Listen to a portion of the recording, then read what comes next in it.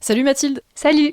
Alors Mathilde, la dernière fois, avec Marc, vous avez décrit toute la classification des manchots qui appartiennent à la famille des Sphénicidés. Et là, j'aimerais bien qu'on revienne sur un point qui distingue vraiment les pingouins des manchots, qui est le vol. Ce qui est intéressant, c'est que les manchots, on l'a dit, c'est des animaux qui volent pas. Là, pour le coup, il n'y a pas d'exception. Aucune espèce de manchot n'est capable de voler. Mais tu disais au tout début que les manchots, ils étaient proches des albatros et des pétrels, qui sont des grands oiseaux aussi, mais eux qui sont capables de voler. Donc je voulais savoir tout simplement comment est-ce que les manchots avaient perdu cette capacité de vol. Ouais, alors effectivement, l'ancêtre commun entre les albatros, les pétrels et les manchots, c'était des oiseaux marins volants, qui ressemblaient vraiment pour le coup à des pétrels. Alors, le vol, ça a plusieurs fonctions, mais notamment, une des fonctions principales, ça va être d'échapper aux prédateurs. Alors pour les manchots, on imagine qu'ils seraient apparus dans des endroits où il y avait très peu de prédateurs terrestres, ce qui fait qu'ils avaient assez peu besoin justement de ce vol pour échapper à ces prédateurs qui n'étaient pas présents dans ces zones. Par contre, à l'inverse, ils dépendaient vraiment de proies qu'ils trouvaient dans le milieu marin, et donc leur survie dépendait plus de leur capacité à nager de manière efficace pour capturer leur proie, plutôt qu'à échapper à rien, quoi. Oui, c'est sûr. Donc, progressivement, ils se sont spécialisés un peu vers le milieu marin. Progressivement, ils ont perdu la capacité de voler. Leurs ailes vont se transformer en nageoires rigides qui vont leur permettre de se propulser sous l'eau. Ils vont avoir une musculature pectorale qui va être de plus en plus développée justement pour avoir cette capacité de propulsion. Leur squelette va devenir plus compact avec des os qui vont être denses. Je rappelle que pour les autres oiseaux, les os ont tendance à être creux, ce qui leur permet de rester légers pour voler. Pour les manchots, c'est l'inverse. Eux, ils veulent pas être légers, ils veulent être plutôt lourds pour ne pas flotter et pour pouvoir aller... plonger, ouais. Voilà, c'est ça, pour pouvoir plonger sans trop forcer, quoi. Pareil, ils vont prendre cette posture verticale qui est caractéristique des oiseaux qui passent beaucoup de temps dans l'eau, donc qui leur permet d'être beaucoup plus efficaces pour nager. Leurs pieds vont devenir palmés et leurs plumes vont devenir étanches. À l'inverse, pour les pingouins, donc les alcidés, eux, ils sont apparus dans des endroits où il y avait beaucoup plus de prédateurs terrestres, donc ils avaient besoin de continuer à pouvoir voler. Et en plus, ils sont apparus dans des endroits où il y avait pas mal de compétition pour l'accès aux sites de nidification. Et donc le vol, ça leur permettait d'accéder à des sites de nidification qui étaient plus difficiles d'accès. Ouais, comme des falaises par exemple, Ouais. ou des coins dans des falaises qui sont effectivement plus faciles d'accès quand tu sais voler que pour des animaux qui n'ont pas d'ailes ou qui en tout cas savent pas les utiliser. Ce qui est intéressant aussi, c'est que on a vu que les manchots les plus lourds, ils pouvaient faire 40 kilos, et en fait c'est un poids, une masse qui est beaucoup trop lourde pour voler, puisque les animaux volants actuels les plus lourds, c'est les outardes, et elles font max 20 kilos, donc elles sont 2 fois moins lourdes. Donc j'imagine que si les manchots étaient capables de voler, ils auraient eu besoin d'adaptations hyper importantes. Ouais, c'est ça, comme tu disais, le plus gros oiseau volant qu'on a actuellement, c'est l'outarde, donc il pèse 20 kilos, donc c'est quand même assez lourd. Malgré son poids, elle est quand même capable de voler sur des distances assez longues, sur plusieurs milliers de kilomètres, notamment pendant les migrations. Alors, son adaptation pour pouvoir voler malgré son poids, c'est qu'elle va avoir une surface alaire, donc une taille d'aile énorme par rapport à son corps. Ce qui fait que elle va avoir une portance beaucoup plus importante que d'autres oiseaux. Elles ont aussi un muscle pectoral extrêmement développé pour pouvoir justement battre ses grosses ailes. Et puis ensuite, c'est des adaptations comportementales, c'est-à-dire que, par exemple, pour décoller, elles vont avoir besoin de courir pendant longtemps pour justement prendre cette portance. Elles vont avoir un vol qui va être plutôt lent et plané, un peu comme les très gros oiseaux volants actuels comme l'albatros, qui peut atteindre les 3,50 m d'envergure. Ouais, c'est la plus grande envergure avec le condor des Andes, c'est fou. Voilà, ou le condor, pareil, c'est des oiseaux qui vont avoir un vol plané, ils vont profiter des courants thermiques justement pour les porter. Ils sont pas du tout capables de faire des petites manœuvres un peu acrobatiques comme ce qu'on peut voir chez les tout petits oiseaux. Ouais, c'est drôle parce que dans un épisode de Nomen que j'ai fait avec Pierre Avenas sur l'albatros, je parle à un moment de Orville dans Bernard et Bianca, qui est l'albatros qui permet d'emmener les deux petites souris accomplir leur mission. C'est hyper rigolo parce parce que Orville, c'est en fait le membre d'une compagnie qui s'appelle Albatros Air. Donc t'as tout un truc sur le fait que les albatros c'est des oiseaux pilotes. Il a vraiment le casque et les lunettes. Et surtout, t'as vraiment une énorme scène où t'as un toit qui sert de piste de décollage et il faut qu'il court super longtemps et en plus il s'en mêle les pinceaux avant qu'il parvienne à décoller, quoi. Donc tu vois vraiment cette illustration de ce besoin de courir énormément pour pouvoir s'envoler pour les immenses oiseaux que sont les albatros ou même les outardes. Ça, c'est une super belle illustration, je trouve. Si vous ne réussissez pas à décoller du premier coup, recommencez. Et c'est parti!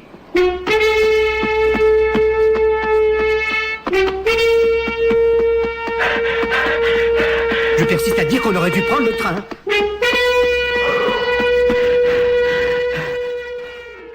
Ouais, c'est ça. Les albatros, ils vont aussi se jeter de falaise pour justement être directement dans l'air. Ouais, c'est plus pratique, ouais, c'est sûr. C'est ça, ouais.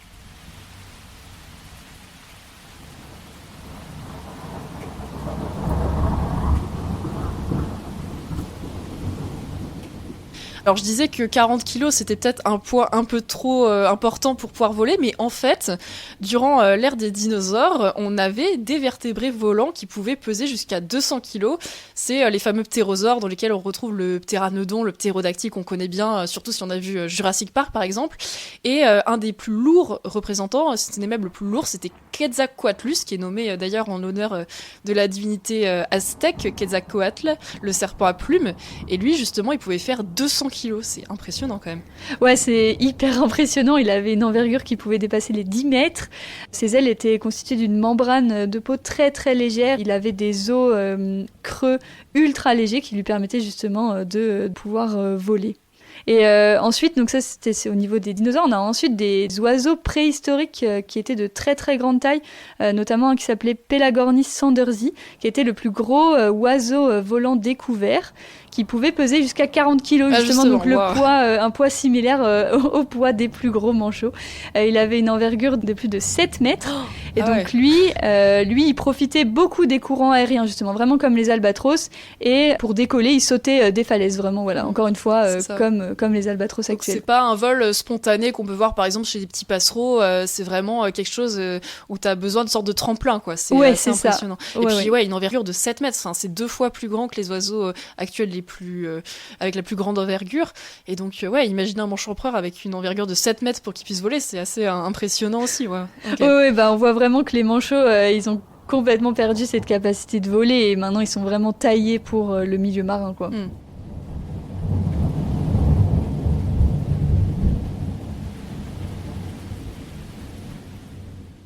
Alors, vu qu'on parlait d'animaux préhistoriques, notamment Pelagornis, qui a vécu entre 28 et 3 millions d'années, est-ce que tu pourrais nous parler des ancêtres des manchots et de leur histoire évolutive? Genre, quand est-ce qu'ils sont apparus? Comment est-ce qu'ils se sont diversifiés? Où ça? Et est-ce qu'il y a des espèces qui ont disparu, des espèces fossiles? Alors, le plus ancien fossile qui a été découvert, il daterait de moins 62 millions d'années. Il a été découvert en 1980 en Nouvelle-Zélande. On l'appelait Waimanu, qui vient du maori et qui veut dire oiseau aquatique.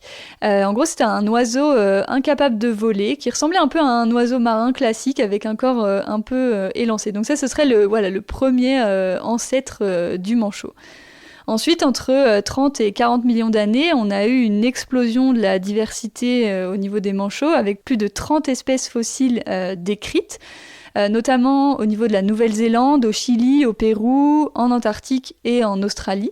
Donc ils avaient une répartition qui était très large, mais qui était quand même confinée à l'hémisphère sud. Ouais. On avait même des espèces de manchots géants, avec notamment un qui s'appelait Kumimanu, qui veut dire oiseau monstre en maori. Donc c'est un oiseau qui a été découvert en Nouvelle-Zélande. Il daterait de 55-60 millions d'années, donc juste après la disparition des dinosaures. C'est un oiseau qui mesurait 1,70 m de haut et qui pouvait peser jusqu'à 100 kilos. Ah ouais, donc c'est un peu les proportions d'un humain, grosso modo, quoi. Ouais, c'est ça. Et il y en avait un encore plus gros qui s'appelait Palaeodiptes, qui était découvert sur le continent antarctique, et lui qui mesurait jusqu'à 2 mètres de haut pour un poids de plus de 115 kilos. Ah ouais. Donc c'était vraiment des manchots géants. Alors on pense que ce gigantisme, il a été favorisé par le fait que ces manchots sont apparus dans une niche écologique qui était assez vide après la disparition de plein d'espèces à la fin du Crétacé. Et leur grande taille, elle leur permettait d'être plus performants, notamment en plongée. Ça leur permettait de mieux résister au froid, ça leur permettait de stocker plus d'oxygène et de capturer des plus grosses proies. Donc c'est pour ça que ces manchots géants étaient un peu avantagés. Mais ensuite, il y a eu la compétition avec les mammifères marins, notamment les phoques, les cétacés, qui sont apparus entre 50 et 25 millions d'années. Qui étaient beaucoup plus rapides, beaucoup plus efficaces que ces manchots géants. Ouais. Et donc qui a conduit progressivement à la disparition de ces gros manchots qui étaient trop lents et pas assez efficaces pour capturer leur proie.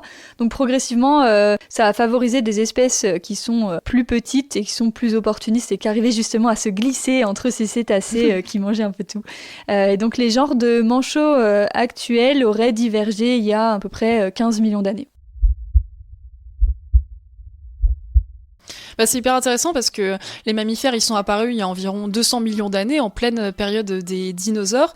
Donc à l'époque, c'était des animaux qui étaient tout petits, qui s'apparentaient à ce qu'on appelle les rongeurs aujourd'hui. Et c'est vraiment justement pareil que les manchots. Quand les dinosaures ont disparu, ils ont vraiment commencé à se diversifier. Et puis effectivement, il y a environ 50 millions d'années, on a quelques groupes de mammifères, dont les cétacés, en tout cas leurs ancêtres, les pinnipèdes, les loutres, etc., qui sont retournés dans l'eau et qui ont donné les espèces actuelles de mammifères dits marins. Voilà, tout simplement.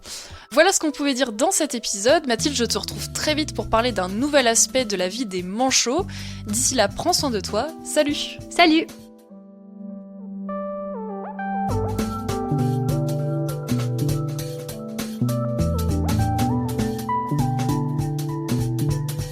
L'océan, c'est la vie. C'est-à-dire que notre vie est intimement liée à la vie de l'océan. Voilà, c'est ça, pour moi, la seule chose qui compte.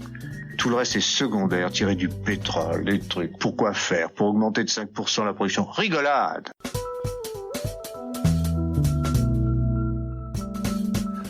C'est la fin de cet épisode.